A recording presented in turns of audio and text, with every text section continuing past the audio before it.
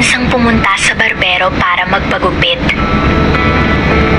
Habang siya ay ginugupitan, tinanong niya ang barbero, "Kuya, naniniwala po ba kayong may Diyos?"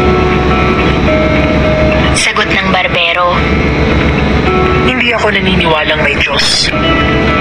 "Bakit naman po?" Tumingin ka sa labas. Bakit ang daming tao ang maraming problema? Bakit maraming tao ang makasarili? At bakit maraming tao ang gumagawa ng masama? Kung may Diyos, dapat tinutulungan niya ang problema ng mga tao. Tinuturuan niya ng leksyon yung mga taong makasarili at gumagawa ng masama. Pareho po tayo, kuya. Hindi ka rin naniniwala sa Diyos? Hindi po ako naniniwala na may barbero. Ito nga, ginugupitan kita. Hindi ba't barbero ako? Kung barbero po kayo, bakit maraming tao ang mahahaba ang buhok? Kasi hindi ko naman sila mapipilit lumapit sa akin kung ayaw nila. Tama po kayo. Sa totoo lang, ganun din po ang Diyos.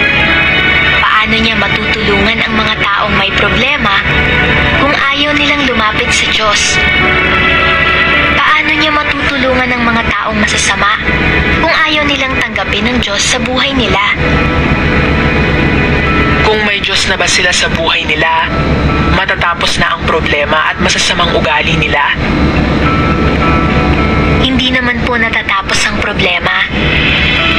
Hindi rin maiiwasan na makagawa ka ng kasalanan kahit tinanggap mo na ang Diyos. Kung ang tao ba pag nagpagupit ng isang beses, hindi na ba nila kailangan ng barbero buong buhay nila? Hindi na ba sila babalik sa inyo para magpagupit ulit?